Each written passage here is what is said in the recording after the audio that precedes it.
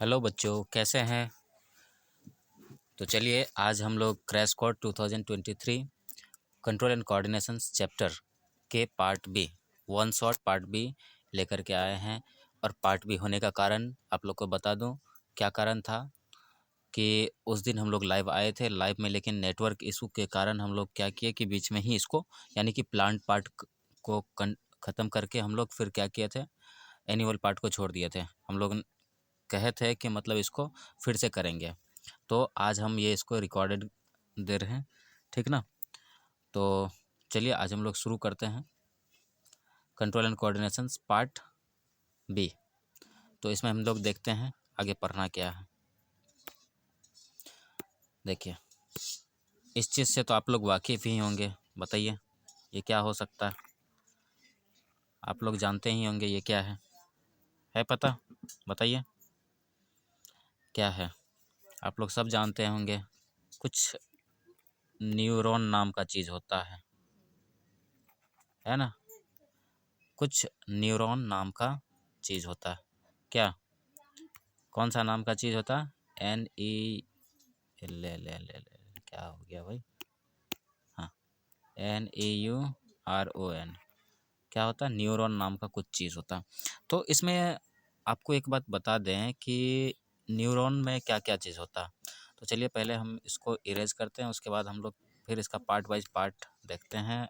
Colour ले लेते हैं दूसरा, ये कलर लेके देखते हैं चलता है इस पर क्या। जी चल रहा है, बिल्कुल चल रहा है। तो चलिए इरेज कर देते हैं इसको, पहले हो जाए भाई। हाँ, तो देखिए यहाँ पर आप देखते होंगे, तो ये इस जगह देखिए, ये जो दिख रहा है आपका, ये क्या है? अगर इसका बात बोले तो ये क्या है? सेल बॉडी है। क्या है? Cell body. सॉरी, इसको न्यूक्लियस कह दीजिए, ये न्यूक्लियस कह दीजिए। ठीक, काट दीजिए इसको यहाँ पर। ठीक, यहाँ लिख दीजिए इसको, क्या है? इसको न्यूक्लियस बोल दीजिए। देख लीजिए, गलती का तो भंडारा लग गया। क्या कहेंगे इसको? ये न्यूक्लियस है। ऐसा क्यों हो रहा है भाई? ये न्यूक्लियस है, ठीक। और अगर इसकी बात करें तो ये सेल बॉडी है, ठीक। और अगर इसकी बात करें तो क्या है? डेंड्राइट है। क्या है ये डेंड्राइट है। और फिर यहाँ से बात करें यहाँ तक की, तो ये क्या है? एक्सॉन है। क्या है? लीजिए कलर दूसरा ले लेते हैं, लिख देते हैं क्या? AXON। क्या है ये? कलर तो दिख नहीं रहा है भाई। चलिए इसको इरेज किया जाए, ठीक। तो ये यहाँ से लेके यहाँ तक, एक मिनट, ये कलर ले लेते हैं। यहाँ से यहाँ तक जो आपको दिख रहा है, इसको हम क्या कहते हैं? एक्सॉन कहते हैं। तो इसी से ही लिख देना चाहिए, इसको हम क्या कहते हैं? एक्सॉन, है ना।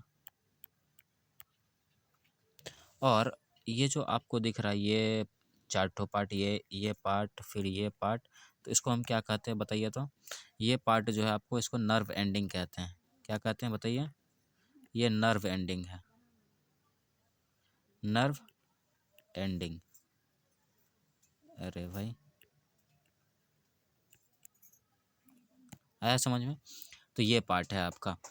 तो ये इस न्यूरॉन का हम लोग बेसिक पार्ट जो है वो जान लिए, ठीक। तो बेसिक पार्ट में क्या क्या जाने।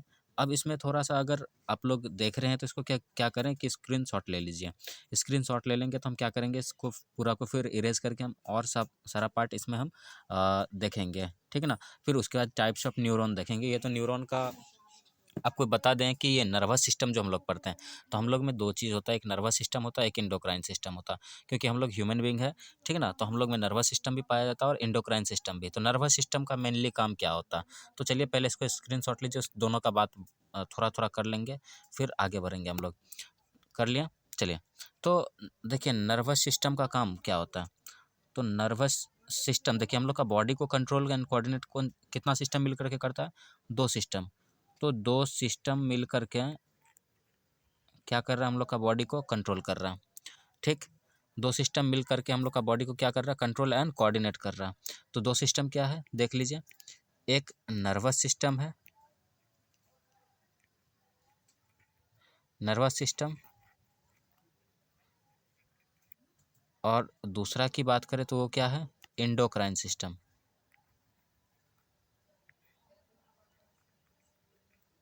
Endocrine system. तो देखिए, जब नर्वस सिस्टम की बात करते हैं तो ये क्या चीज़ से बना होता, ये जो है तो आपका नर्व से बना, न्यूरॉन से बना होता, इसका यूनिट क्या है, न्यूरॉन। और एंडोक्राइन सिस्टम की बात करें तो ये ग्रुप ऑफ सिक्रेटिंग सेल्स होते हैं। क्या होते हैं, ग्रुप ऑफ सिक्रेटिंग सेल्स।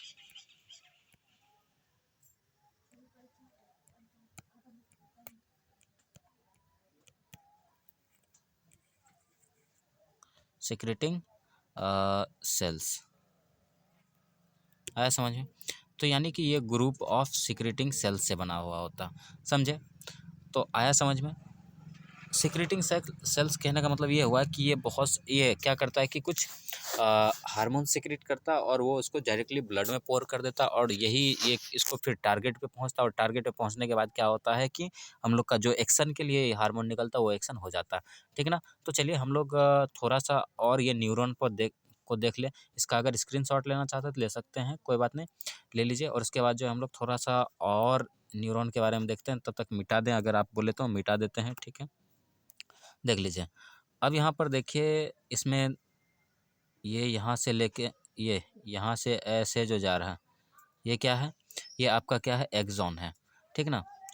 अब बीच बीच में नोड दिखता है, नोड ऑफ रेनबियर दिखता है, और इसमें देखिए स्वान सेल्स भी दिखता है, ठीक ना, स्वान सेल्स, और फिर माइलिनेटेड शीथ भी दिखता है आपको ऊपर से ऐसे ऐसे करके, है ना। तो आया समझ में। चलिए इस चीज़ को यहीं रहने देते हैं और थोड़ा सा हम लोग आगे बढ़ के देखते हैं। तो हम लोग पढ़ रहे हैं नर्वस कोऑर्डिनेशंस इन एनिमल्स, ठीक ना। तो चलिए हम लोग आगे बढ़ के देखते हैं क्या क्या और देखते हैं। ये देखिए, पहले हम लोग अब सबसे पहले हम लोग न्यूरॉन्स का टाइप्स जान लिए थे, ठीक है ना। तो एक बार पीछे जाते हैं, पीछे जा कर के यहाँ आकर के एक चीज़ और जान लेते हैं। देखिए, ये जो डेंड्राइट्स होते हैं ना, ये डेंड्राइट्स, ये क्या करते हैं, दूसरे न्यूरॉन से क्या करते हैं, मैसेज जो आता है उसको, उस मैसेज को जो इम्पल्स के फॉर्म में आता है उसको क्या करता है, ये रिसीव करता है। क्या करता है, रिसीव करता है, ठीक ना। और रिसीव करने के बाद उसको इधर से भेज देता है यहाँ इधर की ओर, ठीक है ना, नर्व एंडिंग की ओर। यहाँ नर्व एंडिंग, सॉरी इसको मिटा दें। तो इधर देखिए, नर्व एंडिंग की ओर जो है यहाँ पर क्या होता है, आपका न्यूरोट्रांसमीटर होता, ठीक है ना, जिसको कहते हैं एसिटाइलकोलिन। तो ये इस यहाँ पर केमिकल मैसेंजर के थ्रू, क्योंकि दो न्यूरॉन्स के बीच में थोड़ा सा गैप देखने के लिए मिलता है, जिसको हम साइनेप्टिक क्लेफ्ट कहते हैं या फिर साइनेप्स कहते हैं। तो उस बीच में ये केमिकल रिलीज होता है, और फिर अगले, जैसे कि मान लीजिए इस बीच में इतना ठो गैप होता है, ठीक। तो इस गैप में ये क्या करता है कि मतलब कुछ हार्मोन सिक्रेट करता, हार्मोन्स के हैं या फिर वो केमिकल जिसका नाम है एसिटाइलकोलिन, तो इस फॉर्म में रिलीज़ करता है, और ये फिर क्या होता है, नेक्स्ट न्यूरॉन में चले जाता है, ठीक ना। तो न्यूरॉन का नेक्स्ट न्यूरॉन का डेंड्राइट में, तो मैसेज अगर फ्लो देखते हैं तो मैसेज ट्रांसमिशन इधर होता है, मतलब डेंड्राइट से नर्व एंडिंग की तरफ होता है। आया समझ में। चलिए अब आगे टाइप्स ऑफ न्यूरॉन हम लोग देख लेते हैं। देख लीजिए, ये टाइप्स ऑफ न्यूरॉन कितना है, 3 टाइप्स ऑफ न्यूरॉन होता है। 3 टाइप्स ऑफ में न्यूरॉन में सबसे पहला सेंसरी न्यूरॉन होता है, फिर आपका क्या होता है, एसोसिएटेड न्यूरॉन या फिर इसको रिले न्यूरॉन भी कहते हैं, और उसके बाद फिर मोटर न्यूरॉन भी होता है। आया समझ में, कोई दिक्कत। तो अब देखिए यहाँ पर, ये एक न्यूरॉन का क्या है, ये सेंसरी न्यूरॉन का डेंड्राइट है। सेंसरी न्यूरॉन आपका पूरा बॉडी में फैला हुआ, ठीक ना, हर एक सेंसरी पार्ट पे, हर एक स्किन में फैला हुआ है, ठीक ना। तो ये क्या करता है कि आपको जरा सा भी कुछ हो, पेन हो, चोट, मतलब एक्सटर्नल एजेंट से कुछ भी आपको स्टिमुलस मिले, तो ये क्या करता है, तुरंत उसको कंडक्ट करके किसको देता है, ये रिले न्यूरॉन को देता है। बताइए किसको देता है। तो अब देखिए, ये लिया, फिर इसके बाद सेल बॉडी में गया, प्रोसेस हुआ, फिर उसको एक्सॉन के थ्रू भेज दिया कहाँ पर, नेक्स्ट न्यूरॉन में, ठीक ना। तो नेक्स्ट न्यूरॉन में भेज दिया, तो अब नेक्स्ट न्यूरॉन का भी फिर कौन इसको रिसेप्ट किया, अब देख लीजिए दूसरे न्यूरॉन का जो है कौन रिसीव किया इस मैसेज को, तो वही डेंड्राइट, ये सब डेंड्राइट ही है ना, अरे है कि नहीं बोलिए, ये सब डेंड्राइट है। तो ये डेंड्राइट क्या किया कि इस मैसेज को रिसीव किया, और इस मैसेज को रिसीव करने के बाद फिर सेल बॉडी में दिया, सेल बॉडी से फिर क्या किया, ये सेल बॉडी है, ये न्यूक्लियस है, ठीक ना। तो ये सेल बॉडी में देने के बाद फिर इसको एक्सॉन होते हुए कहाँ भेज दिया। तो देखिए रिले न्यूरॉन एक तरह से बीच में क्या करता है कि ये एक तरह से कोऑर्डिनेट करके रखता है, मतलब मान लीजिए सेंसरी न्यूरॉन से मैसेज गया रिले को, और फिर ये इस बीच में आ गया आपका ब्रेन आ गया, ठीक ना, ब्रेन या स्पाइनल कॉर्ड आ गया, और फिर वहाँ से वो मैसेज जो है अब आपका बॉडी को क्या एक्शन लेना है, मतलब सेंसरी मान लीजिए यहाँ पर हीट ही है, तो इसका आपका स्किन जो है कोई हीट सब्सटेंस को टच कर रहा है, ठीक ना, आपका बॉडी जो हीट सब्सटेंस के कांटेक्ट में आ रहा है, तो यहाँ से मैसेज गया किसके पास, सेल मतलब एसोसिएटेड न्यूरॉन के पास, वहाँ से जो ये मैसेज गया, तो ये मैसेज फिर ब्रेन को गया, और ब्रेन क्या किया, इस मैसेज को का जो है आंसर के रूप में क्या किसको, मोटर न्यूरॉन को भेजा, ठीक ना, मतलब ये न्यूरॉन अब जो है आपका मतलब जैसे कि ब्रेन में गया मैसेज, अब ब्रेन से क्या करता है कि मतलब ब्रेन से एक कौन सा न्यूरॉन आता है बताइए, मोटर न्यूरॉन आता है। तो ये मोटर न्यूरॉन क्या करता है कि ब्रेन से मैसेज लेकर के मतलब क्या करना है क्या नहीं करना है, आपका बॉडी को वहाँ पर रखना है या हटाना है, तो इस चीज़ का मैसेज लेकर के कौन आता है, ये मोटर न्यूरॉन। तो ये जाकर के मेनली आपका मसल से कनेक्टेड होता है, तो वो मसल्स को क्या करता है कि मतलब क्या कहते हैं वहाँ से हटाने के लिए कहता है या फिर वहाँ रखने के लिए, मतलब जैसा नॉर्मली अगर देखें तो यहाँ पर हटाने के लिए ही कहेगा क्योंकि हीट है, इसलिए तो मैसेज गया, ठीक ना, समझे। ऐसे नहीं कि सिर्फ हीट का ही मैसेज आता, कोल्ड सब्सटेंस भी अगर छू रहे होंगे तो उसका भी मैसेज जाता है आपका बॉडी पे, मतलब ब्रेन को। आया समझ में। तो न्यूरॉन्स का टाइप हम लोग समझ लिए, पता चला न्यूरॉन्स का टाइप कितने हैं बताइए तो, सेंसरी न्यूरॉन, एसोसिएटेड न्यूरॉन, इसको रिले न्यूरॉन के नाम से भी जानते हैं हम, क्या नाम से, रिले, ठीक, रिले न्यूरॉन के नाम से, और फिर उसके बाद मोटर न्यूरॉन। आया समझ में। चलिए अब देख लीजिए थोड़ा सा डिस्क्रिप्शन जो कि है यहाँ पर, सेंसरी न्यूरॉन को एफरेंट न्यूरॉन भी कहते हैं, ठीक है ना। क्या कह रहा है, this neuron carry sensory impulse from sense organ और रिसेप्टर टू ब्रेन और स्पाइनल कॉर्ड। तो वही बात हम अभी बोल रहे थे, कहाँ तक मैसेज ले जाता। अब बताइए ये जो है ये सेंसरी न्यूरॉन जो है इम्पल्स को कहाँ से, सेंसरी ऑर्गन से या रिसेप्टर से कहाँ पर, स्पाइनल कॉर्ड या ब्रेन तक ले जाता है, ठीक, समझे। अब देखिए मोटर न्यूरॉन की बात करें तो मोटर न्यूरॉन क्या करता है, मोटर न्यूरॉन को इफरेंट कहते हैं। मोटर न्यूरॉन को इफरेंट क्यों कहते हैं, देखिए एफरेंट, अब आपको अगर क्या कहें, आप अगर पहला चैप्टर का देखे होंगे तो वहाँ पर ये था एफरेंट, जैसे कि हम ग्लोमेरुलस बनाए थे, है ना, तो जैसे कि ये वोमेंस कैप्सूल था, ठीक ना, ऐसे करके कुछ था, ठीक, और उसमें आप देखे होंगे क्या, ऐसे करके ब्लड वेसल्स जा रहा था, ठीक, ठीक ना, ऐसे करके ब्लड वेसल्स जा रहा था, और फिर बीच में ऐसे कैपिलरी बन रहा था, ठीक। तो यहाँ पर देखिए ये ब्लड लेके जा रहा था, तो इसको हम एफरेंट बोले थे, इस पार्ट को एफरेंट बोले थे, एफरेंट आर्ट्रियोल्स बोले थे, याद कीजिए। और मतलब ये ब्लड को कहाँ, ग्लोमेरुलस इसमें क्या कहते हैं, वुमेन्स कैप्सूल में ला रहा, तो मतलब जो ला रहा है उसको हम क्या कहेंगे, एफरेंट कहेंगे, जो जो लेके जा रहा है उसको क्या कहेंगे, ईफरेंट कहेंगे, क्या कहेंगे, ईफरेंट। तो अब देख लीजिए यहाँ पर सेम चीज़ हो रहा है कि नहीं, यहाँ पर आप देख लीजिए सेम चीज़ हो रहा है कि नहीं। यहाँ पर आपका इफरेंट, एफरेंट क्यों बोले, क्योंकि ये ब्रेन तक मैसेज ले जा रहा, ये एफरेंट इसलिए बोले, और इफरेंट क्यों बोल रहे हैं, क्योंकि ये ब्रेन से मैसेज लेकर के आ रहा, सिग्नल लेके आ रहा है, ठीक। तो मोटर न्यूरॉन मेनली क्या करता है, ब्रेन से मैसेज लेकर के आता है, और सेंसरी क्या करता है, तो बॉडी से ब्रेन तक, ये देखिए B to B, यानी कि बॉडी से ब्रेन तक ले जाता है, और ये क्या करता है, इसको कह दीजिए ब्रेन या ब्रेन से बॉडी,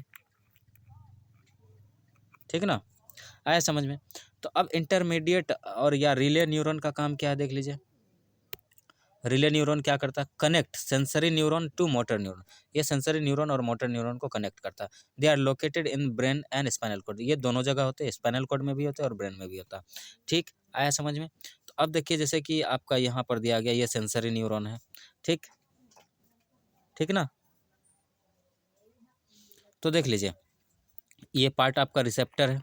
ठीक, तो ये क्या क्या कोल्ड मतलब स्किन पे जो भी चीज़ आपका टच हो, हीट हो, कोल्ड हो, या फिर और कोई चीज़ हो, या फिर कांटा आपका चुभ रहा हो, प्रिकिंग ऑफ क्या कहते हैं, नेल्स, एनीथिंग। तो इस चीज़ का सेंस लेकर के ये किधर लेके जाता है, इधर ऊपर की ओर, सेल बॉडी की तरफ। ठीक ना। सेल बॉडी से फिर कहाँ जाता है, एक्सॉन। ठीक ना। इस एक्सॉन से कहाँ जाता है आपका ये मैसेज, नेक्स्ट डेंड्राइट्स में, नेक्स्ट न्यूरॉन का डेंड्राइट में।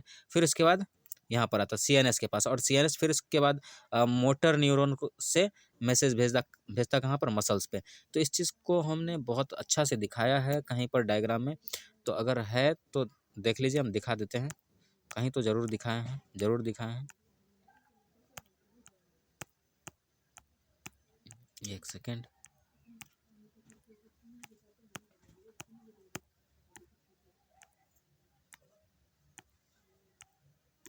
एक सेकेंड नहीं है। ठीक है, हम डाल देंगे इस चीज़ को अलग से। ठीक ना।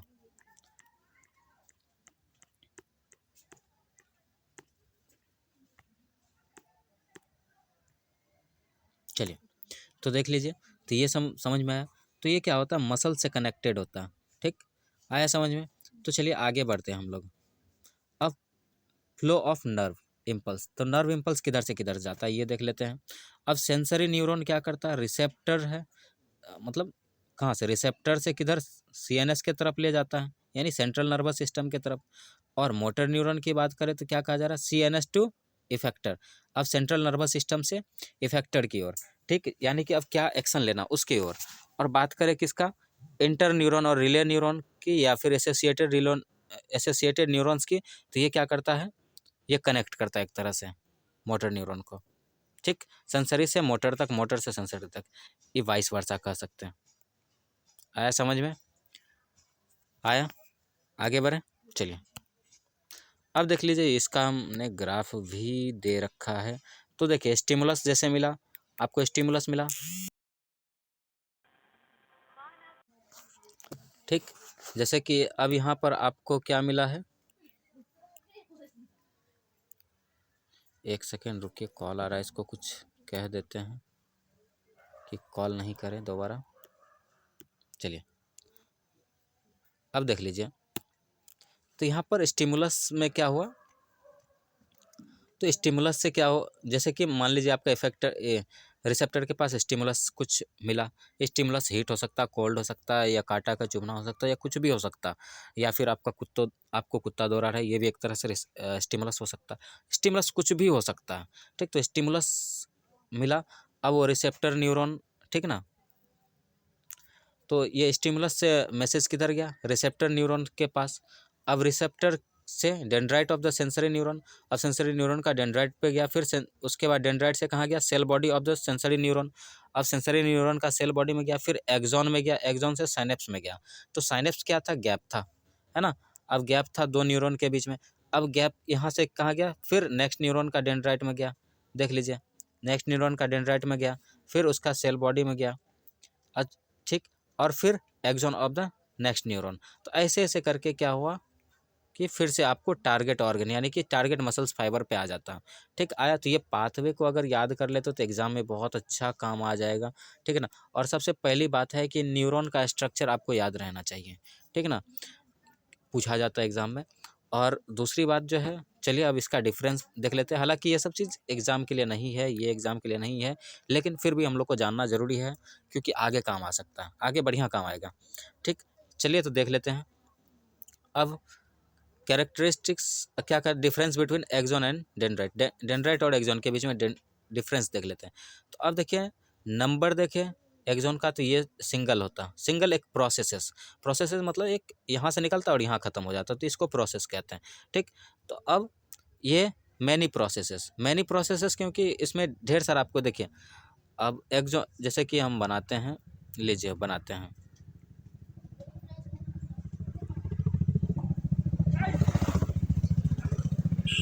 तो देख लीजिए, तो यहाँ पर ढेर सारा प्रोसेस निकला हुआ दिख रहा है आपको ये, ठीक।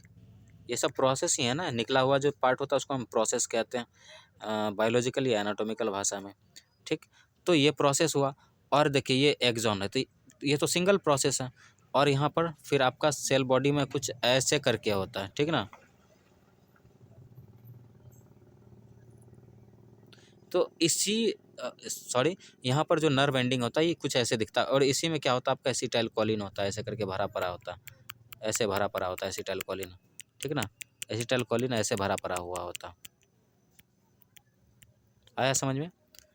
आया? तो चलिए अब देख लेते हैं, हम इसको मिटा करके आगे बढ़ जाते हैं। अब देखिए क्या कहा जा रहा है, नेचर क्या है इसका, अनब्रांच्ड है और ये ब्रांच्ड है, ठीक ना। अब क्या कहा जाता है, डेंड्राइट ब्रांच्ड होता है एक्सोन, जबकि अनब्रांच्ड है। अब एंड देखते तो एंड इज ब्रांच्ड, हाँ। तो अब देखिए एक्सोन का पीछे जाकर के आपको तो क्या नर्व एंडिंग मिला था, तो नर्व एंडिंग आपका ब्रांच दिखता और नोब जैसा स्ट्रक्चर उसमें दिखता, जिसमें कि एसिटाइलकोलिन यानी कि न्यूरोट्रांसमीटर भरा हुआ होता, जबकि इसका देखिए एंड आर टेपरिंग, इसका क्या होता है, नोकीला होता है एंड, ठीक ना। अब देखिए इंक्लूजन्स की बात करें तो इसमें न्यूरोफाइब्रिल प्रेजेंट होता है एंड नीजल्स ग्रेनुल्स, न्यूरोफाइब्रिल प्रेजेंट होता है, जबकि क्या कहते हैं नीजल ग्रेनुल्स आपको एब्सेंट होता, ठीक। जबकि इसमें आपको न्यूरोफाइब्रिल्स और नीजल ग्रेनुल्स दोनों के दोनों होते हैं, ठीक। तो नीजल ग्रेनुल्स आपको कुछ ऐसे दिखता है, रुक के दिखाते हैं हम, ठीक। तो ये हो गया, तो ये न्यूक्लियस हो गया, ठीक ना। तो इसके आसपास आपको कुछ नीजल ग्रेनुल्स दिखता है ऐसे करके,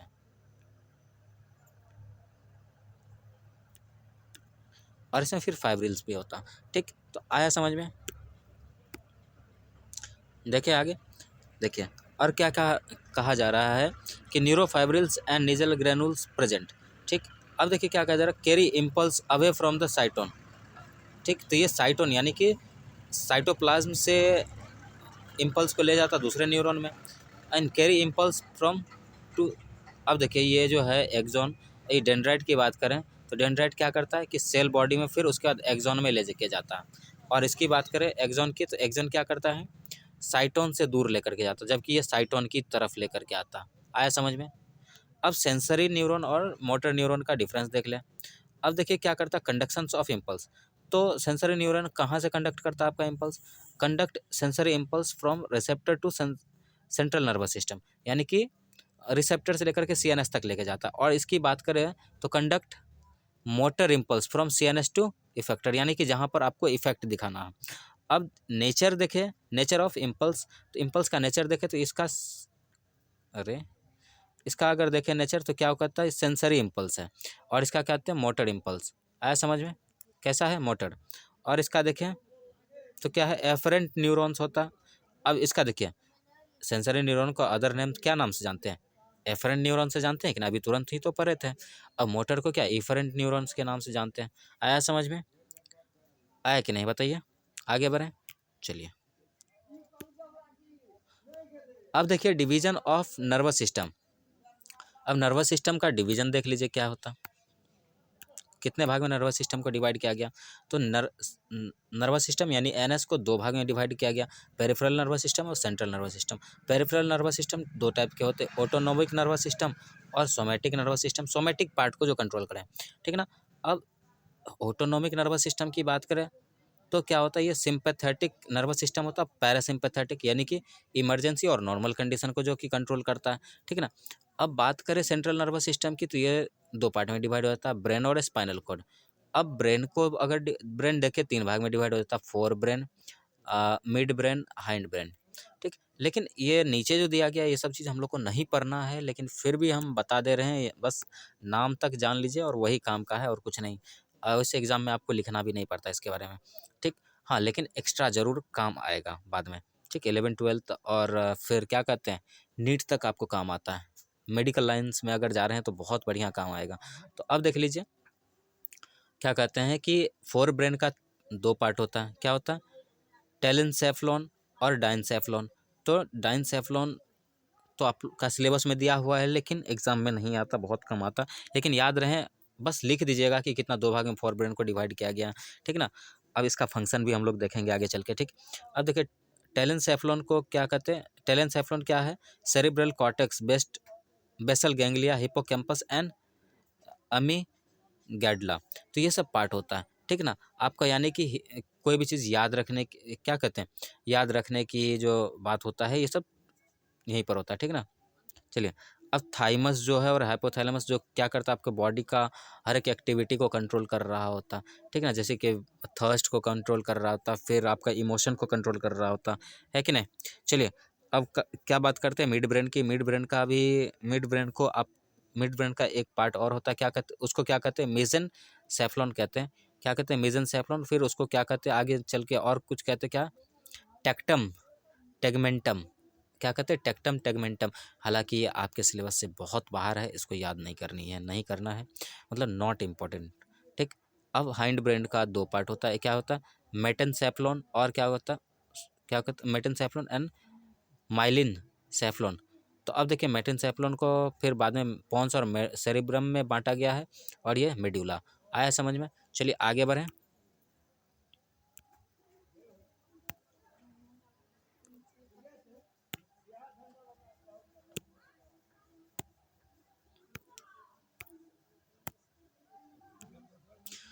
क्या ये चीज़ देख करके तो आप लोग को ज़रूर समझ में आ गया होगा कि है क्या आखिर, क्या है बताओ। इस चीज़ के बारे में जानते हो या नहीं? बताओ, बताओ रे बबुआ सब। तो देखो ये क्या है, ये ह्यूमन ब्रेन है। क्या है ये पूरा का पूरा ह्यूमन ब्रेन है, किसी और का ब्रेन नहीं है, ठीक ना। ऐसा थोड़ी होता है आधा किसी का ब्रेन दिखाना है, आधा किसी और का ब्रेन दिखाना, पूरा का पूरा ह्यूमन ब्रेन ही है, ठीक। तो अब देखिए इसमें ये देखिए, अरे इतना गंदा दिखने लगा, हटाओ इस सबको भाई। कलर दूसरा ले लिया जाए। तो देख लीजिए, यही है आपका ब्रेन स्टेम, ये ब्रेन स्टेम है, जिसको हम लोग क्या कहते हैं, जिसको क्या कहते हैं बताओ? मेड्यूला के नाम से जानते हैं। ये आपका फोर ब्रेन हो गया, फिर मिड ब्रेन हो गया, ये हाइंड ब्रेन हो गया। ऐसा समझ में? तो ऐसे करके हम लोग पढ़ते हैं, समझे। तो आगे बढ़ें। अरे बाप रे, आगे बढ़ने के लिए नहीं दिया जा रहा है, तो आगे बढ़ते हैं अब। लो लो, ये सब क्या हो रहा है मेरे साथ, ठीक। अब ब्रेन का डिवीजन देख लो भाई। Division, the major divisions of the brain. Major division क्या है आपका? फोर ब्रेन है, हाइंड ब्रेन है, और फिर मिड ब्रेन है। तो देखिए, ये पूरा का पूरा सबसे बड़ा पार्ट अगर कहें तो वो क्या होता है? फोर ब्रेन का होता है। उसके बाद हाइंड ब्रेन का होता है, और मिड ब्रेन का पार्ट छोटा होता है, ठीक ना। तो देखिए, लेकिन थोड़ा थोड़ा फंक्शन भी यहाँ पर लिखा हुआ है, तो उस चीज़ को भी हम लोग को देख लेना चाहिए। क्या बोलो, देखना चाहिए कि नहीं? चलो देख लेते हैं क्या होता है। फोर ब्रेन का काम क्या है? The processes sensory informations, help with reasoning and problem solving, and regulate the autonomic, endocrine and motor functions।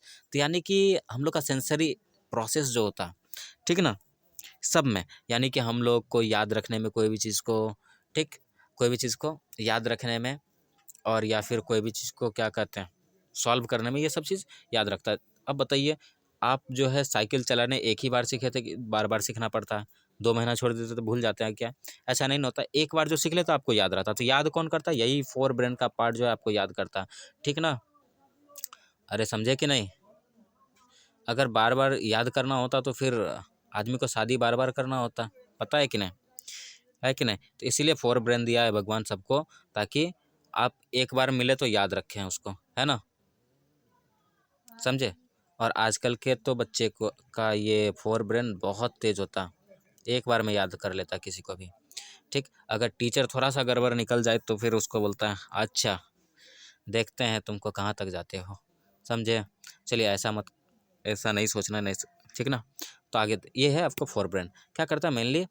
Problem solving, या फिर आपका जो हार्ट बीट कंट्रोल करना, ये सब चीज़ को मायने रखता है। Endocrine, sorry sorry sorry, I am sorry, हाँ, auto regulate the autonomic, endocrine and motor function. Endocrine का मतलब हुआ हार्मोन कौन सा सीक्रेट होगा, कौन सा चीज़ कब सीक्रेट होगा, इस सब चीज़ पे ध्यान रखता। आया समझ में? अब मिड ब्रेन की बात करें तो क्या करता है? Help to regulate the movement and process auditory and visual information. अब देखिए ये क्या चीज़ में मदद करता है, आपको चलने फिरने में मदद करता है, आप सीधा चल सकें। अगर आपका अगर आपका मिड ब्रेन डिस्टर्ब हुआ तो आप ना, तो देखिएगा क्या होता है कि थोड़ा टेढ़ा उड़ा चलिएगा, ठीक है ना। और दूसरी बात आपका, और या फिर देख लीजिएगा जिसका कान खराब होता है तो वो मतलब इधर उधर क्या कहते हैं, मातते हुए चलता है ना, जैसे शराब पिया हुआ आदमी चलता है, ठीक। आया समझ में। और यानी कि ये आपको क्या कहते हैं कि ये आपको सुनने में भी मदद करता है, उसके बाद आप जो देखते हो उस चीज़ को भी प्रोसेस करता है। यानी मिड ब्रेन का काम क्या होता है, आपका पोस्चर रेगुलेट करके रखना। दूसरी बात, आप जो सुन रहे हैं या फिर जस देख रहे हैं इस चीज़ को समझाना आपको, ठीक। और बात करें किसका,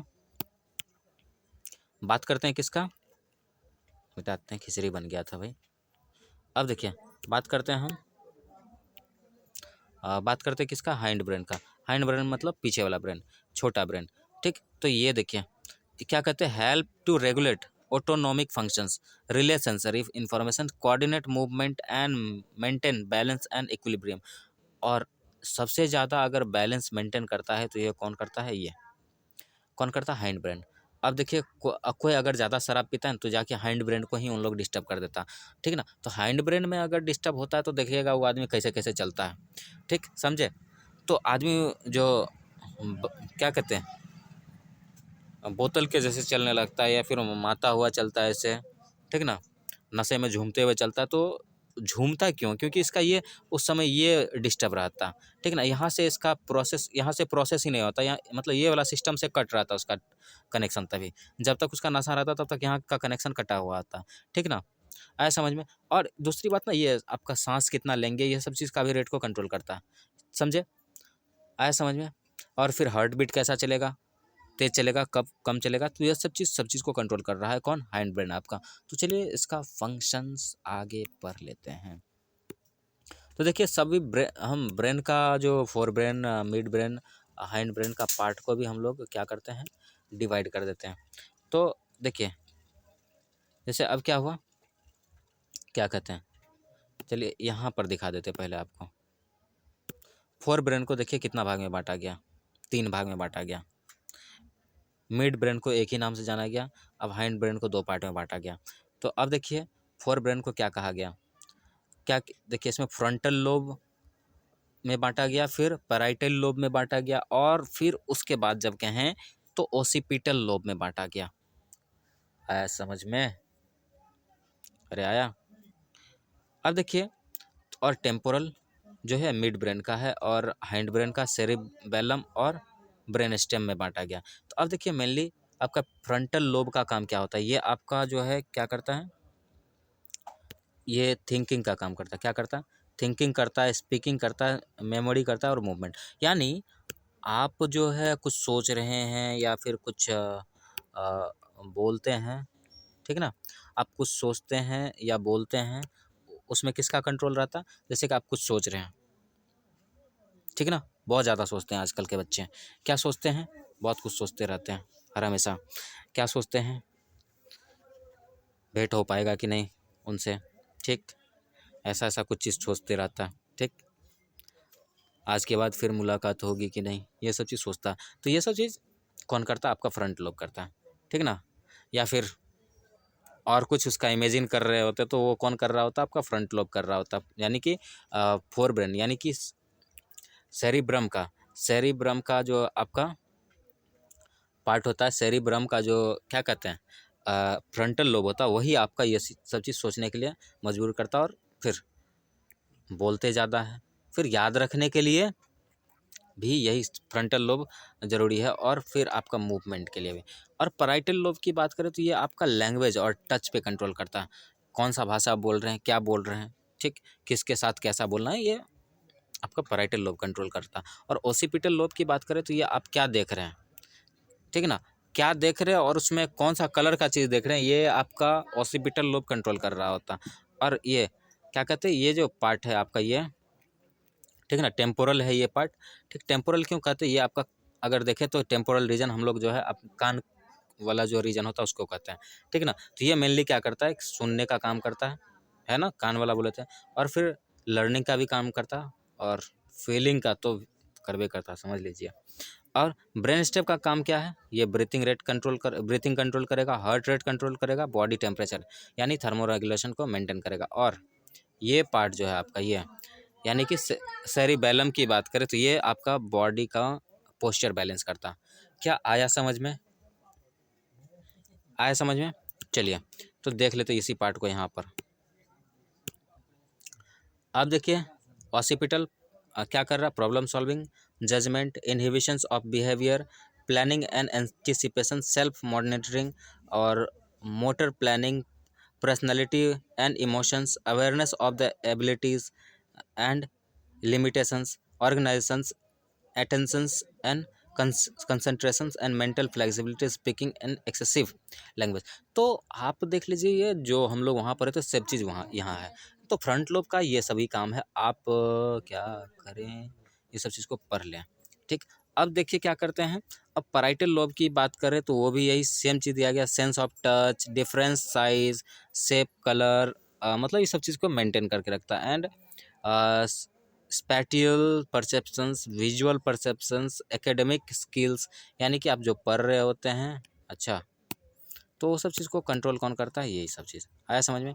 अब देखिए इसका बात क्या है, ये ऑसिपिटल लोब की बात करें तो क्या करता है, vision, reading, perceptions and recording of printed words, तो ये सब चीज़ हम लोग करते हैं। अब देखिए टेम्पोरल लोब क्या करता है, मेमोरी यानी याद रखने में, सुनने में, फिर understanding language and receptive language, organisation and sequencing and musical awareness, तो यहाँ से हम लोग कुछ चीज़ को सुन पाते हैं।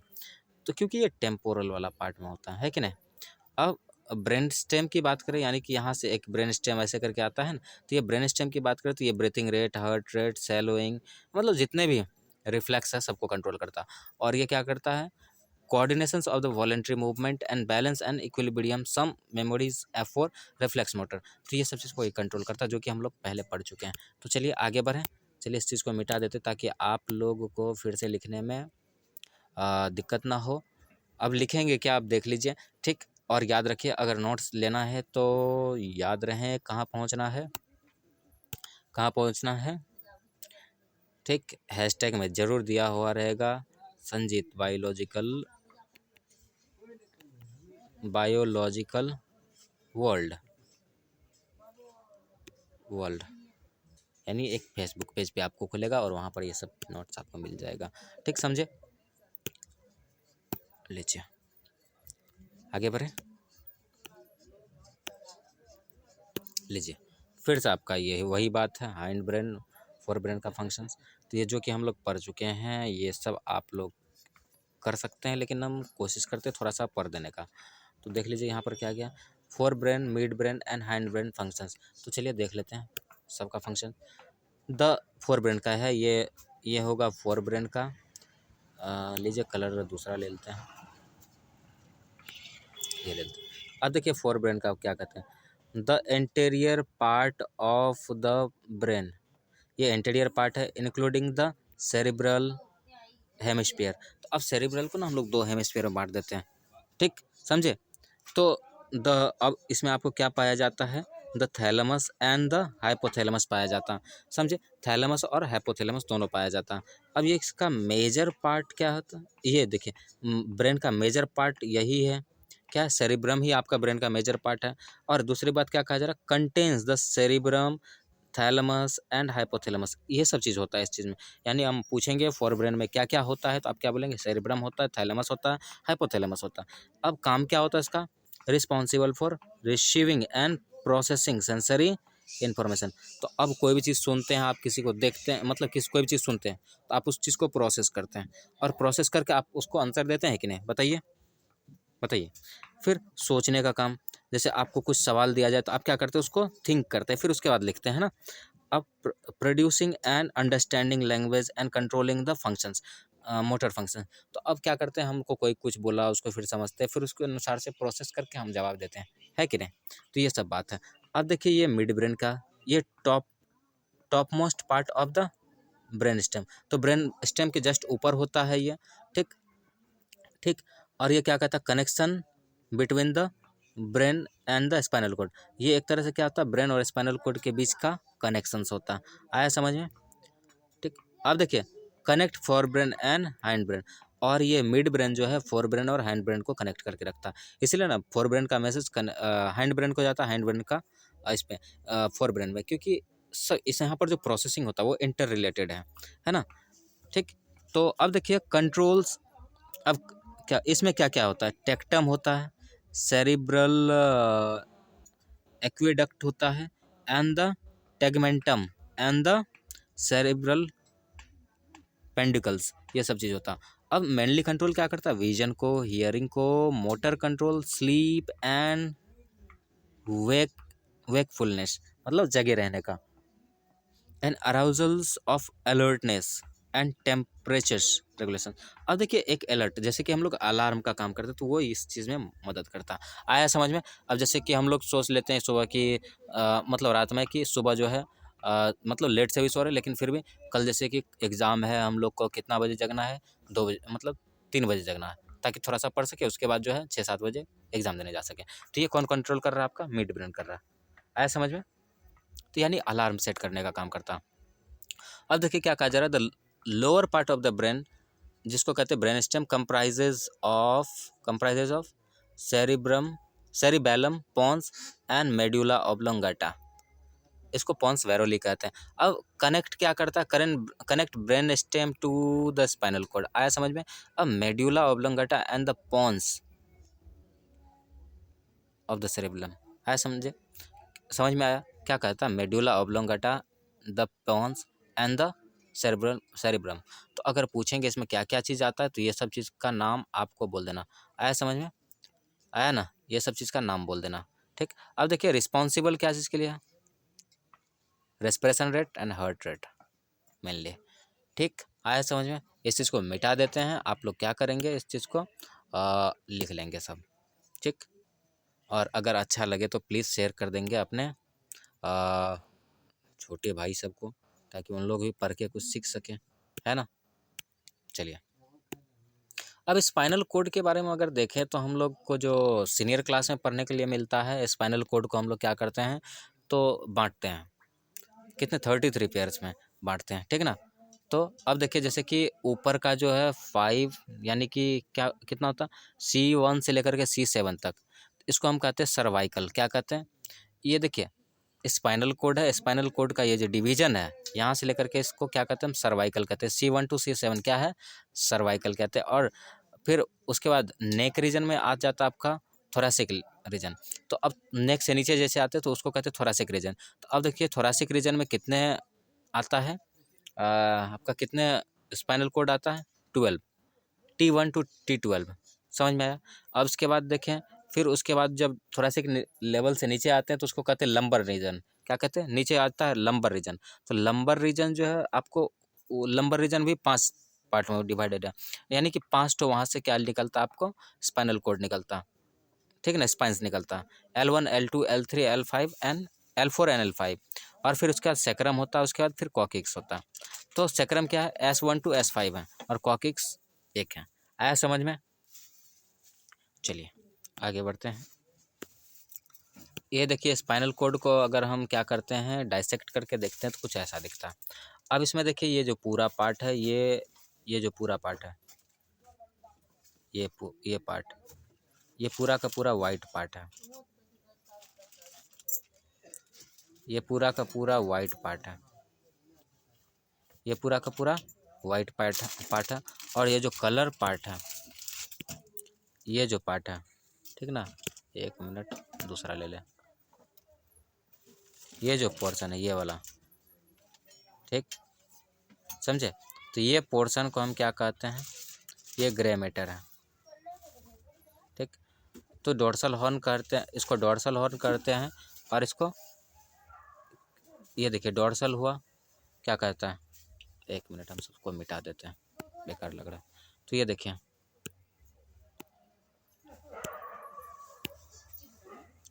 तो ये देखिए इसको डोर्सल हॉर्न कहते हैं।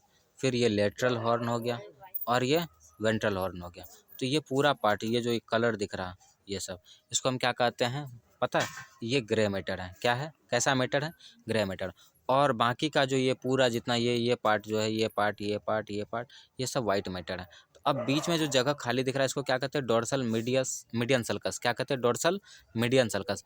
और ये जो आगे की तरफ दिखता है इसको कहते हैं वेंट्रल मीडियन फीसर। क्या कहते हैं, फीसर। समझे।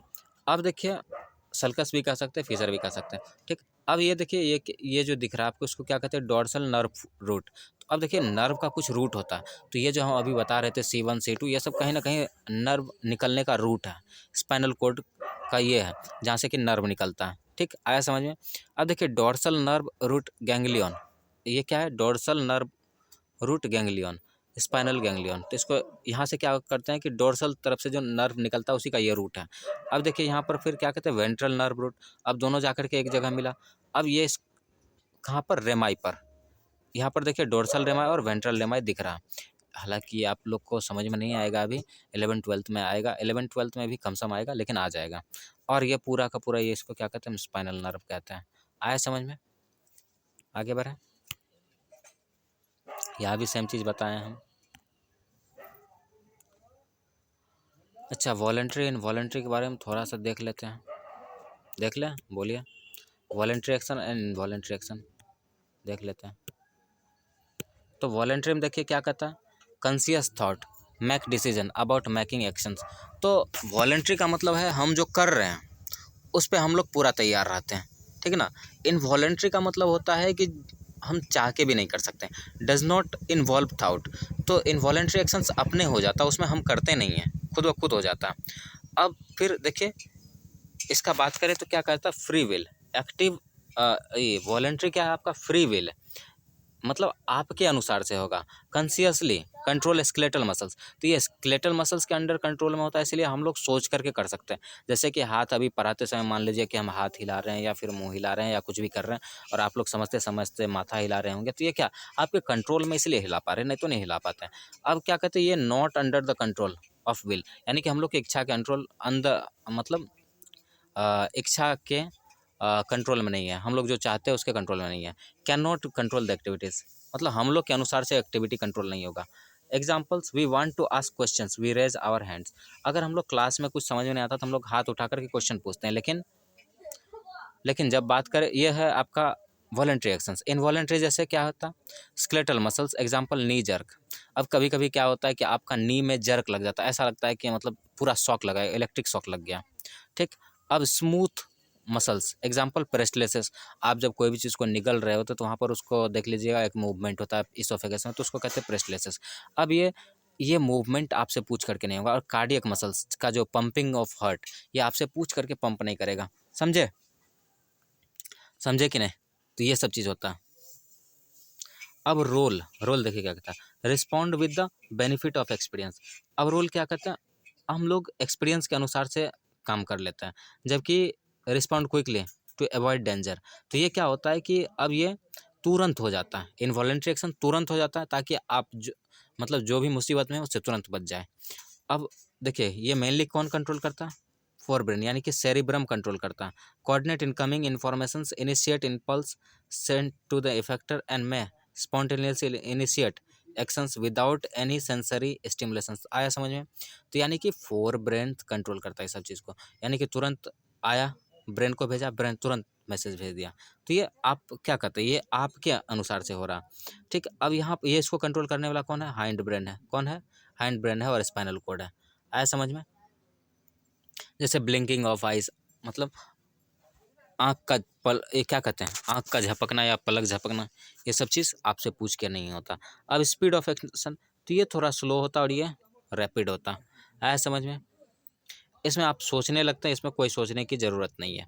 अब response to the same stimulus, अब किसी सेम स्टिमुलस के लिए क्या होता है, the same stimulus may produce various response. क्या example, when you are hungry you may decide to eat or not to eat or just need to drink water. तो अब जब भूखे रहते हैं तो आपको क्या करते हैं, आपको या तो खाना खाने का मन करता है, या आप चाहते हैं कि खाना खाना चाहिए या नहीं खाना चाहिए। मान लीजिए आप मार्केट में हैं, आपके पॉकेट में पैसा है तो ज़रूर खाएंगे, ठीक। अगर पैसा कम है तब तो नहीं खाएंगे, सोचेंगे पानी पी के काम चला लेते हैं।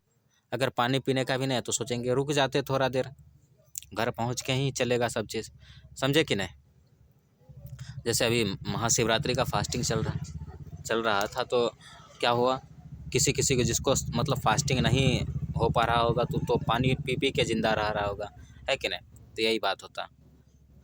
अब देखिए, अब सेम स्टिमुलस के लिए always result is the same, same result होगा, सेम रिजल्ट होगा। अगर स्टिमुलस सेम है तो रिजल्ट भी सेम होगा। आया समझ में? चलिए, reflex action and voluntary actions के बारे में जान लेते हैं। रिफ्लेक्स एक्शन क्या होता है? Reflex action is initiated bye muscles receptor. तो अब मसल्स पे जो रिसेप्टर लगा होता है उसके द्वारा ये शुरुआत होता है। It occurs unconsciously, it is automatic and fast, it is inborn, nerve impulse do not reach the brain. अब देखिए यहाँ पर क्या होता है कि ये जो है ये एक्शन जल्दी हो जाता है। रिफ्लेक्स एक्शन की बात करें तो ये जल्दी हो जाता है, ठीक। ये मसल्स का रिसेप्टर से शुरू होता है और ये अनकॉन्शियसली होता है, मतलब हमको पूछ करके नहीं, तुरंत हो जाता, तुरंत ख़त्म हो जाता।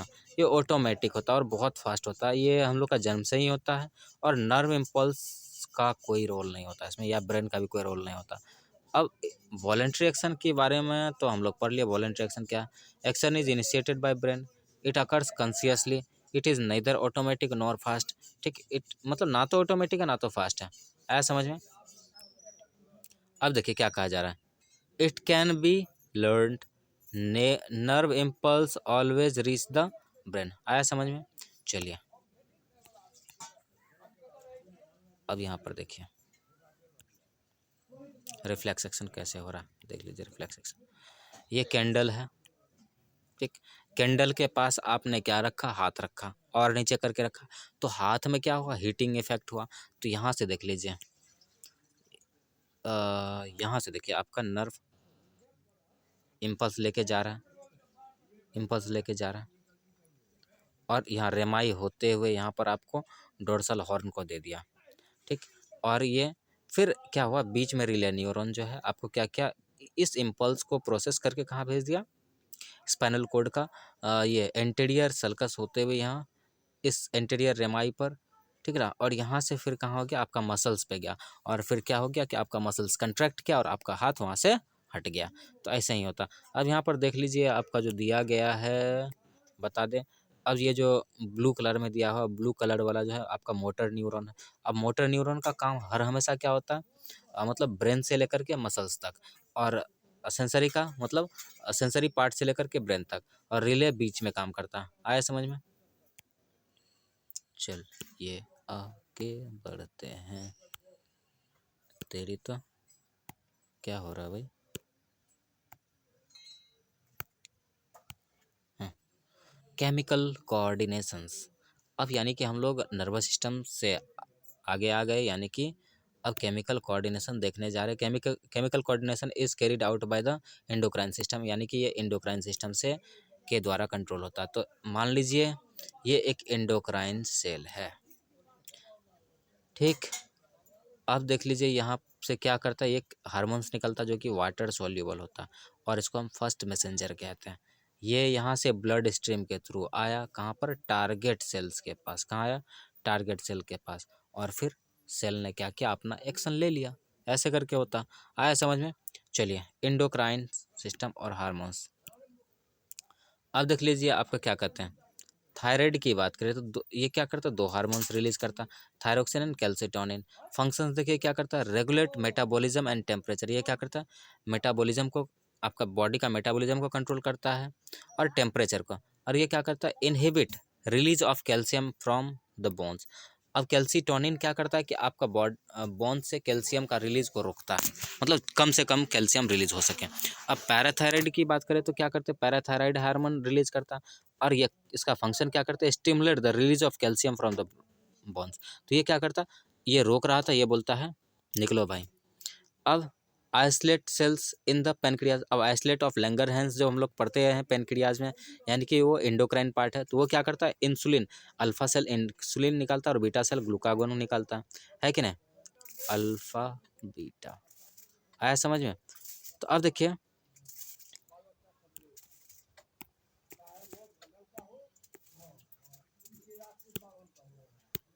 देखिए अब ये क्या करता है? इंसुलिन क्या करता है? आपका ब्लड शुगर लेवल को कम करता है और ग्लूकागोन ब्लड शुगर लेवल को बढ़ाता है कि नहीं?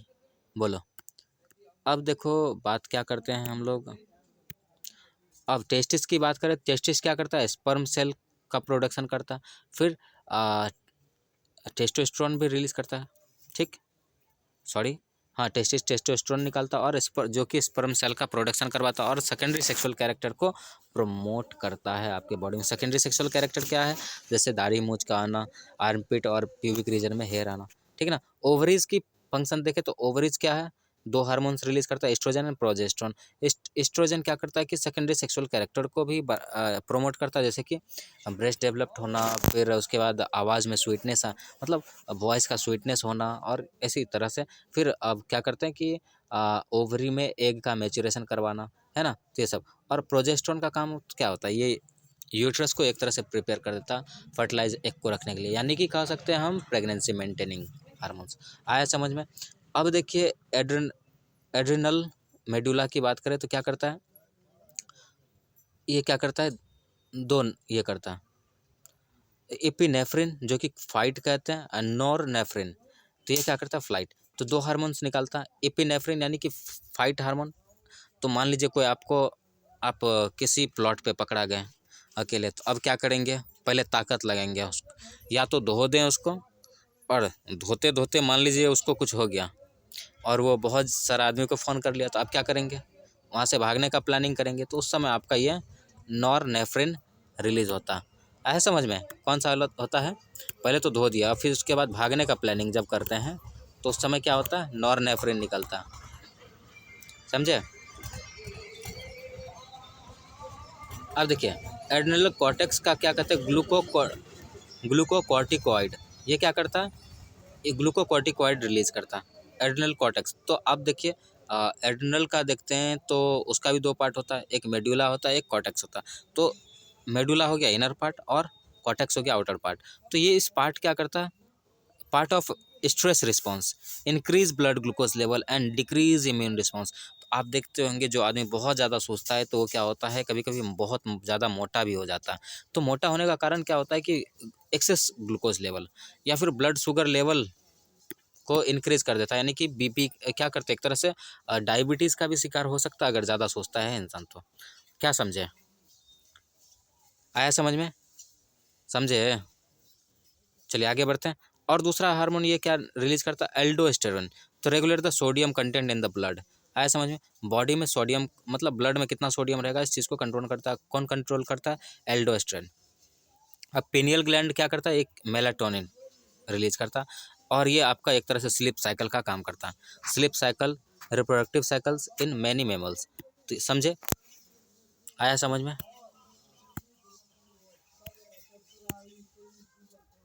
अच्छा, तो लीजिए एंडोक्राइन ग्लैंड और उसका लोकेशन देख लेते हैं।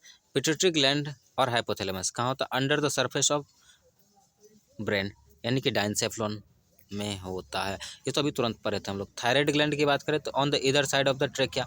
ट्रेकिया होता है ना आपका विंड पाइप, उसके दोनों साइड में होता है। पैराथायराइड की बात करें on every outer corner of the thyroid, यानी कि थायराइड के आउटर कॉर्नर पे होता है। In the neck region, 4 in numbers होता है, ठीक। थाइमस की बात करें in the upper chest region on the side of trachea. आया समझ में? अब एड्रेनल की ग्लैंड, एड्रेनल्स की बात करते हैं तो ये आपको तो पता ही होगा, किडनी के टॉप पे होता है, 2 नंबर में होता है, मतलब 2 होता ही है। ओवरीज की बात करें तो ये क्या होता है? लोअर एब्डोमिनल रीजन में होता है फीमेल में, और एक पेयर होता है, और काम क्या करता है? फंक्शन तो आपको पता ही है, एग्स प्रोड्यूस करना। और टेस्टिस की बात करें तो वो मेल्स में होता, ओनली सिर्फ मेल्स में होता। और स्क्रोटल सेक, चलिए, तो स्क्रोटल सेक के अंदर होता, और एक्स्ट्रा एब्डोमिनल होता। क्यों? क्योंकि इसको टेम्परेचर 2 से लेकर के 2.5 डिग्री सेंटीग्रेड टेम्परेचर कम चाहिए स्पर्म का प्रोडक्शन एंड मैच्योरेशन के लिए। आया कि नहीं बताओ? आया समझ में?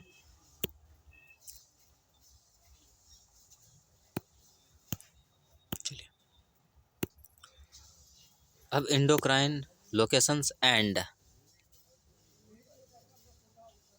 देयर, तो देखिए endocrine gland and their locations. अब देखिए जैसे कि, और उसके बाद देखिए हार्मोन सिक्रेटेड, क्या है? प्रिंस, वही इधर आओ, क्या है? Principal actions disorder. डिसऑर्डर में क्या, अगर कम सिक्रेशन होगा तो क्या होगा, ओवर सिक्रेशन होगा तो क्या होगा, ठीक। तो ये सब चीज़ इतना पढ़ना नहीं है आपको, नॉर्मली काम चलाना। अब पिट्यूटरी ग्लैंड का 2 पार्ट होता है, anterior pituitary and posterior pituitary. तो ये कहाँ पर होता है? आपका हेड रीजन में। कौन कौन सा हार्मोन रिलीज करता है एंटीरियर पिट्यूटरी? ग्रोथ हार्मोन, जिसको कि सोमेटोस्टेटिन भी कहते हैं, सोमेटोट्रोपिन भी कहते हैं। फिर प्रोलैक्टिन यानी कि PRL यानी कि मिल्क प्रोड्यूसिंग हार्मोन, ठीक है ना। और इसके बाद ACTH यानी कि एड्रेनोकॉर्टिकोट्रोपिक हार्मोन रिलीज करता है। फिर इसका थायराइड स्टिमुलेटिंग हार्मोन TSH और follicle stimulating hormone FSH, sorry, और ल्यूटिनाइजिंग हार्मोन LH। फिर वैसोप्रेसिन, अच्छा सॉरी, तो यहाँ तक ये सब हार्मोन रिलीज करता। तो देख लीजिए ये क्या करता है, ग्रोथ सोमेटोस्टेटिन सोमेटोट्रोपिन की बात करें या तो क्या करता है, या फिर ग्रोथ हार्मोन की बात करें तो क्या करता है, बॉडी का ग्रोथ को कंट्रोल करता है। अगर कम निकला तो ड्वार्फ हो जाएगा, बहुत छोटा बौना, और ज़्यादा निकला तो हो गया वो बहुत बड़ा इंसान हो जाएगा दुनिया का, ठीक। इसको एक्रोमेगाली इन एडल्टहुड कहते हैं हम, समझे। अब देखिए प्रोलैक्टिन, ये क्या करता है, promote the growth and development of the, ये देखिए इससे क्या होता कि इससे मेमोरी ग्लैंड का डेवलपमेंट होता है और फिर मिल्क का प्रोडक्शंस होता है, ठीक, समझे। अब एड्रेनोकॉर्टिकोट्रोपिन हार्मोन्स, ये क्या करता है, secretion from the adrenal cortex से निकलता है, ठीक ना, ऑफ द एड्रेनल ग्लैंड। क्या करता है, एडिसन्स डिजीज कॉज करता है। अगर कम हुआ तो एडिसन्स डिजीज, अगर ज़्यादा हुआ तो पिगमेंटेशंस ऑन द स्किन्स, यानी कि स्किन्स पे धब्बा आ जाएगा। अब देखिए फॉलिकुलर स्टिमुलेटिंग हार्मोन, ये देखिए, अच्छा थायराइड स्टिमुलेटिंग हार्मोन क्या करता है, थायरोक्सिन रिलीज करता, जो कि थायराइड ग्लैंड से। अब देखिए फॉलिकुलर स्टिमुलेटिंग हार्मोन क्या करता, फीमेल्स का ओवरी में जब क्या होता है कि एक का डेवलपमेंट हो रहा था, यानी कि ग्राफियन फॉलिकल का डेवलपमेंट करवाता, और एस्ट्रोजन का सिक्रेशन करता, फिर स्पर्मेटोजेनेसिस करवाता है, किसमें, मेल में। और ल्यूटिनाइजिंग हार्मोन सिर्फ ओवुलेशन के टाइम में रिलीज होता, और ये क्या करता है, maintain the corpus luteum and secretions of the progesterone hormone in the females and testosterone in males. यानी कि ल्यूटिनाइजिंग हार्मोन क्या करता है कि प्रोजेस्टेरोन का सिक्रेशन करता है, मेनली प्रेगनेंसी मेंटेनिंग के टाइम। अब समझो। और मेल में क्या होता है, टेस्टोस्टेरोन का सिक्रेशन करवाता, ठीक। अब देखो क्या कहते हैं, वेसोप्रेसिन और एड्रेन एंटी डायूरेटिक हार्मोन्स, ये क्या करता है, regulations of the water and electrolyte balance and contraceptions of the blood vessels. अब देखिए ये क्या करता है, ब्लड में पानी का लेवल को कंट्रोल करके रखता है, समझे। तो और ऑक्सीटोसिन का, अब देखिए ये ज़्यादा हुआ तो डायबिटीज़ कॉज कर देगा, डायबिटीज़ इंसिपिडस, और कम हुआ तो elevations of the atrial blood pressure, यानी कि ब्लड आर्टरीज का ब्लड प्रेशर को बढ़ा देगा, आया समझ में। अब ऑक्सीटोसिन की बात करें तो cause contractions of the uterine muscles. अब यूट्रस का मसल्स को क्या करता है, लेबर के टाइम में बहुत ज़्यादा कंट्रैक्शन करवाता है, जिससे क्या हो, चाइल्ड का बर्थ हो सके, आया समझ में। अब देख लीजिए, अरे भाई चलो, अब देखिए हाइपोथैलेमस, हाँ, तो पोस्टीरियर का क्या क्या काम देखे थे, वैसोप्रेसिन निकालता था और ऑक्सीटोसिन। अब देखिए हाइपोथैलेमस की काम क्या है, तो हाइपोथैलेमस क्या करता है आपका, रिलीजिंग हार्मोन। तो अब GnRH रिलीज करता है, वो क्या करता है, regulate the secretions of the hormone from the pituitary gland, यानी कि पिट्यूटरी ग्लैंड से जो भी हार्मोन निकल रहा है उसको कौन कंट्रोल कर रहा होता है, हाइपोथैलेमस का हार्मोन, जिसका नाम क्या है, एकदम कैपिटल में लिख देते हैं, GnRH, यानी गोनेडोट्रोपिन रिलीजिंग हार्मोन, आया समझ में। अब मिटा देना चाहिए इसको, हट जाओ भाई, हट जाओ, हट जाओ। हाँ, तो देखिए अब बात करते हैं किसका, थायराइड ग्लैंड की। तो थायराइड ग्लैंड क्या करता है, नेक रीजन में पाया जाता है, थायरोक्सिन रिलीज करता, कैल्सिटोनिन रिलीज करता। अब ये देखिए क्या करता है, promote the metabolism of carbohydrate, protein, fats and growth and differentiation of the cell. तो थायरोक्सिन का ये फंक्शंस है। और अगर कम हुआ तो सिंपल गोइटर, अगर ज़्यादा हुआ तो एक्सोथैलेमिक गोइटर आ जाएगा, ठीक है ना, मतलब गला में घेघा जिसको कहते हैं वो आ जाना, समझे। अब देखिए कैल्सिटोनिन क्या करता है, ये promote the movement of the calcium ion from the blood to bones and, तो यानी कि आपका कैल्शियम लेवल को, मतलब कैल्शियम का मूवमेंट को कौन कंट्रोल करता है, कैल्सिटोनिन, मतलब या तो रोक देगा या तो बढ़ा देगा, ठीक है ना। अब देखिए क्या कहते हैं, पैराथ पैराथ्रो हार्मोन की बात करें तो PTH की, तो क्या करता है, regulations of the calcium and phosphorus level in blood, यानी कि ब्लड में कैल्शियम और फॉस्फोरस लेवल को कंट्रोल करके रखता। अगर कम हुआ तो टेटनी होगा, और ज़्यादा हुआ तो क्या कहते हैं, ओस्टाइटिस, फाइब्रोसा और सिस्टिक फाइब्रोसा, यानी कि क्या होगा, इन्फ्लामेशंस आ जाएगा बोन के आसपास। अब देख लीजिए क्या कहा जा रहा है। अब एब्डोमिनल रीजन में क्या क्या आता है, एड्रेनल ग्लैंड, एड्रिनल ग्लैंड आता है, यानी कि एड्रिनल कॉर्टेक्स और एड्रिनल मेड्यूला। तो अब देखिए एड्रिनल कॉर्टेक्स कौन कौन सा हार्मोन्स रिलीज करता है, मिनरलो कॉर्टिकॉइड जिसको एल्डोस्टेरोन भी कहते हैं, अब ग्लूकोकॉर्टिकॉइड जिसको कॉर्टिसोल भी कहते हैं, और या फिर क्या कहते हैं कॉर्टिकोस्टेरोन भी कहते हैं। अब सेक्स हार्मोन भी रिलीज करता है, जैसे कि एड्रिनोकॉर्टिकॉइड या फिर एड्रिनल एंड्रोजेंस, ये सब रिलीज करता है। अब देखिए फंक्शंस की अगर बात कर रहे हैं तो फंक्शन देख लेते हैं क्या करता है, क्या करता है। एक मिनट, हम थोड़ा सा इसको जूम करने के लिए सोचते हैं। अच्छा, जूम नहीं हो पा रहा, ठीक, तो चलिए ऐसे देख लेते हैं हम लोग क्या कर रहा है, देख लीजिए। अच्छा, यहाँ पर बढ़िया से नहीं हो पा रहा है। तो ये देख लीजिए मेनली क्या करता है, regulate the sodium and potassium concentration in the blood level.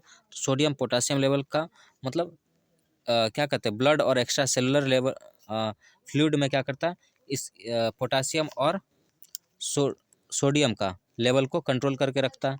दूसरी बात, ग्लूकोकॉर्टिकॉइड क्या करता है, regulate the carbohydrate, lipid and protein metabolism. अब बताइए, ग्लूकोकॉर्टिकॉइड नहीं रहेगा तो कार्बोहाइड्रेट, लिपिड और प्रोटीन का मेटाबॉलिज्म नहीं होगा, उसका ब्रेकडाउन नहीं होगा, समझे, तो कितना प्रॉब्लम हो सकता है आप सोचिए। और उसके बाद क्या होता है, अब देखिए स्टिमुलेट द, अब देखिए क्या कहते हैं, एड्रिनोकॉर्टिकॉइड या फिर एड्रिनल एंड्रोजन क्या करता है, stimulate the development of the external sex character in males and females. तो यानी कि एक्सटर्नल सेक्सुअल कैरेक्टर को कौन कंट्रोल करके रखता है, कौन कंट्रोल करता है, ये एड्रिनोकॉर्टिकॉइड और या फिर एड्रिनल एंड्रोजेंस। आया समझ में। अब देखिए एड्रिनल मेड्यूला की बात करते हैं, adrenaline cause stimulations of sympathetic nervous system. अब सिंपैथेटिक नर्वस सिस्टम को एक्टिवेट कर देगा, और जिसको हम कहते हैं इमरजेंसी कंडीशंस, ठीक। और इस समय फाइट एंड फ्लाइट हार्मोन निकलता है, आपको तो थोड़ा देर पहले ही बताए थे। एपिनेफ्रॉन क्या करता, एपिनेफ्रिन जो है ये क्या करता है, ये फाइट हार्मोन है, और नॉरनेफ्रिन क्या है, फ्लाइट हार्मोन है, फ्लाइट मतलब भाग जाने वाला। अब देखिए पेनक्रियाज क्या करता है आपका, पेनक्रियाज इंसुलिन, ग्लूकागोन और ग्लूकागोन, हाँ हाँ ग्लूकागोन निकलता है, ठीक। तो ग्लूकागोन का काम क्या है, इंसुलिन का काम क्या था, ब्लड शुगर लेवल का आपको कम करता है, ठीक। आया समझ में। अब देखिए फिर ये क्या करता है, ग्लूकागोन क्या करता है, ब्लड शुगर लेवल को बढ़ाता है, समझे। और बात करते हैं टेस्टोस्टेरोन की, तो टेस्टोस्टेरोन क्या करता है, प्यूबर्टी के समय में आता है मेल्स में, और क्या करता है, सेकेंडरी सेक्सुअल कैरेक्टर को ग्रोथ करवाता है, और साथ ही साथ क्या करता है बताइए, साथ ही साथ क्या करता है, सेकेंडरी सेक्सुअल कैरेक्टर, ये सेकेंडरी सेक्सुअल कैरेक्टर के साथ साथ स्पर्म का प्रोडक्शन भी करता। और ओवरीज जो है एस्ट्रोजन और प्रोजेस्टेरोन निकालता। अब एस्ट्रोजन क्या करता है, सेकेंडरी सेक्सुअल कैरेक्टर को प्रमोट करता, और प्रोजेस्टेरोन क्या करता बताइए, तो प्रेगनेंसी मेंटेन करता। आया समझ में। हाँ हाँ, देख लीजिए। अब ये इंडोक्राइन सेल है, सिक्रेटिंग सेल। अब देखिए क्या किया, हार्मोन रिलीज कर दिया। अब इसको ब्लड ले जा रहा है, ले जा रहा है, ले जा रहा है, इस हार्मोन को ले जा रहा है, ले जा रहा है। अब मान लीजिए ये है टारगेट सेल, इस जगह पे आके इसको खोल दिया, और इसके पास इसका रिसेप्टर भी होता है। तो ऐसे करके हम लोग का हार्मोन्स ट्रेवल करता है बॉडी में। आया समझ में। चलिए, तो सेम चीज़ यहाँ भी वही बात है। चलिए फीडबैक मैकेनिज्म की बात करते हैं। फीडबैक, अब हम लोग का शरीर में देखें तो कंट्रोल सेंटर क्या होता है, अब देखिए जैसे कि हम लोग का बॉडी में कोई भी चीज़ का सिक्रेशन बहुत ज़्यादा हो जाए, ठीक, तो इस समय भी हम लोग का फीडबैक मैकेनिज्म चलता है, ठीक।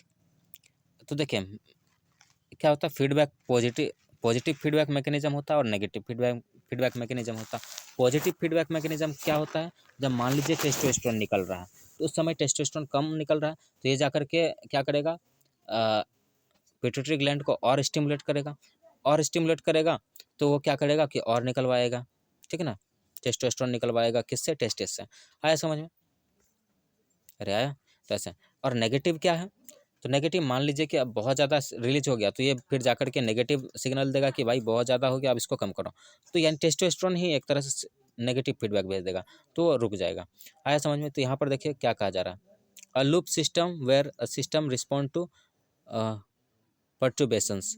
अब देखिए क्या होता है, the response may be in the same direction, तो सेम डायरेक्शन में अगर होगा तो पॉजिटिव फीडबैक कहेंगे, और अगर अपोजिट डायरेक्शन में होगा तो उसको क्या कहेंगे, नेगेटिव फीडबैक कहेंगे।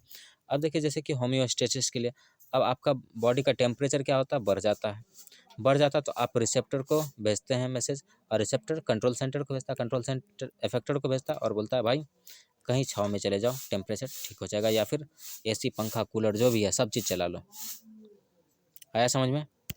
चलिए अब नेगेटिव फीडबैक, तो नेगेटिव फीडबैक क्या होता है ये देख लेते हैं हम लोग। नेगेटिव फीडबैक क्या होता है, अब जैसे देखिए हाई ब्लड शुगर लेवल है, हाई ब्लड शुगर आपका बॉडी में क्या हुआ, शुगर लेवल हाई हो गया, तो पेनक्रियाज को मैसेज गया, पेनक्रियाज क्या किया बताओ, high blood sugar level, high sugar level, तो मैसेज गया पेनक्रियाज को, और पेनक्रियाज क्या किया बताओ, क्या किया, एक मिनट, पेनक्रियाज ग्लूकागोन रिलीज नहीं करेगा, रिलीज किया, और फिर glucagon stimulate the glycogen breakdown, ठीक, एक मिनट। तो अब देखिए जब आपका हाई ब्लड प्रेशर है तो अब यहाँ पर क्या हुआ कि यहाँ पर मैसेज गया, अब जैसे यहाँ पर मैसेज गया, ठीक ना, ये रेड वाला लाइन जो है हाई ब्लड प्रेशर वाला, और ये ब्लू वाला जो ये ब्लू वाला जो ये, ठीक है ना, ये लो ब्लड प्रेशर का है। तो देख लीजिए, हम थोड़ा सा इसलिए वही देख रहे थे हम, तो हम दिखा देते हैं। अब हाई ब्लड प्रेशर देखिए, जैसे हाई ब्लड प्रेशर हुआ पेनक्रियाज को मैसेज गया, पेनक्रियाज क्या किया, तुरंत इंसुलिन निकाला, ठीक, समझे, तुरंत इंसुलिन निकाला, ठीक, समझे, इंसुलिन निकाला, टिश्यू सेल्स के पास गया, ये क्या किया, और उसके बाद और डायरेक्ट कहाँ भी गया, लीवर के पास गया, लीवर के पास क्या किया, ग्लूकोज को बोला ग्लाइकोजन में जल्दी कन्वर्ट करो, क्योंकि दिक्कत कर रहा है, दिक्कत क्या कर रहा है कि ब्लड शुगर लेवल बहुत ज़्यादा बढ़ा रहा है, और फिर क्या किया, ग्लूकोज ग्लाइकोजन में कन्वर्ट हो गया, और इसके बाद ब्लड शुगर लेवल ऑटोमेटिकली कम हो गया।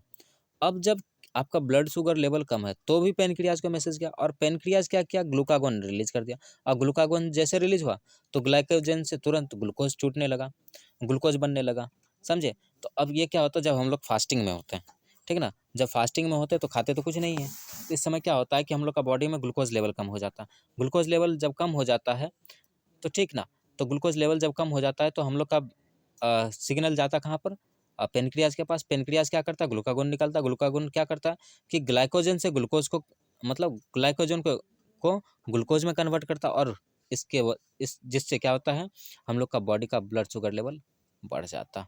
आया समझ में? हम यहाँ बॉडी टेम्परेचर वाला है जो हम बताए थे थोड़ा देर पहले, और कुछ नहीं है। हाँ, पॉजिटिव फीडबैक की बात करते हैं, का क्या कहा जा रहा है, another example is the process of labour and the child birth in mammals. अब देखिए जब क्या होता है कि डिलीवरी का समय आता है मैमल्स में, मतलब किसी ह्यूमन बींग की ही बात करें, जब डिलीवरी का समय आता है तो समय क्या होता है, लेबर पेन होता है, यानी कि अब देखिए ये जो दर्द वाला सिग्नल होता है, तो जैसे ये पेन हुआ, ये सिग्नल किसको, ब्रेन को गया, ब्रेन क्या किया, ऑक्सीटोसिन और ज़्यादा रिलीज रिलीज मतलब पहले थोड़ा सा ऑक्सीटोसिन था और ज़्यादा रिलीज कर दिया, इससे क्या हुआ, यूट्राइन कॉन्ट्रैक्शन और ज़्यादा बढ़ गया, यूट्राइन कॉन्ट्रैक्शन और ज़्यादा बढ़ गया, इसका मतलब क्या हुआ, चाइल्ड बर्थ हो गया। आया समझ में? तो ये था पॉजिटिव फीडबैक मैकेनिज्म। आया समझ में? इन विच ऑक्सीटोसिन स्टिमुलेट, हम सबको तो पता है कि ऑक्सीटोसिन क्या करता है कि यूट्रस का कॉन्ट्रैक्शन करवाता है, तो ये पॉजिटिव फीडबैक मैकेनिज्म है। अब देखिए positive feedback system essentially cause growing cascade reactions in which new product further amplifies the very process that created it, ensuring the whole lot more product. They are typically not ongoing process in an individual, but rather reactions to specify states of physiological stress, as well as, as we see in two examples. अब देखिए क्या कहा जा रहा है यहाँ पर कि ये एक जो है, मतलब मान लीजिए जो प्रोडक्ट ऑक्सीटोसिन प्रोडक्ट रिलीज हुआ था, यही प्रोडक्ट एक तरह से मैसेज भेजा, ठीक ना, तो मैसेज भेजा और फिर क्या किया कि ऐसे करके बोला गया, तो जैसे मैसेज गया तो फिर से इसी को मैसेज आया कि भाई तुम्हारा नंबर डबल कर लो। ऑक्सीटोसिन क्या किया, अपना नंबर डबल कर लिया, फिर डबल कर लिया, फिर डबल कर लिया, ऐसे ऐसे करके अपना नंबर बढ़ा लिया, मतलब अमाउंट बढ़ा लिया, और ये क्या किया, अमाउंट जैसे जैसे बढ़ा तो क्या हुआ कि कॉन्ट्रैक्शन भी बढ़ने लगा, समझे। तो ऐसे ऐसे करके होता है। और कैस्केड रिएक्शन के बारे में जो है हम लोग अभी नहीं पढ़ेंगे, ये हम लोग 12th में पढ़ेंगे। और बहुत जल्द ही आपका 11th-12th का बैच आ रहा है, यानी कि 1st ऑफ मार्च से 11th और 12th का बैच आ रहा है। तो अपने आप लोग भी तैयार हो जाइए, और आप लोग के जितने भी फ्रेंड्स हैं सबको इन्फॉर्म कर दीजिए कि भाई अब 11th-12th का बैच भी आने वाला है। लीजिए, आज का सवाल यहीं समाप्त करते हैं, ठीक ना। तो आई होप कि बहुत अच्छा समझ में आया होगा। अगर समझ में आया तो फिर क्या करें, अपने फ्रेंड्स को भी शेयर करें, और सेल्फिश ना बने प्लीज़। तो thank you for being a part of SBW। Thank you for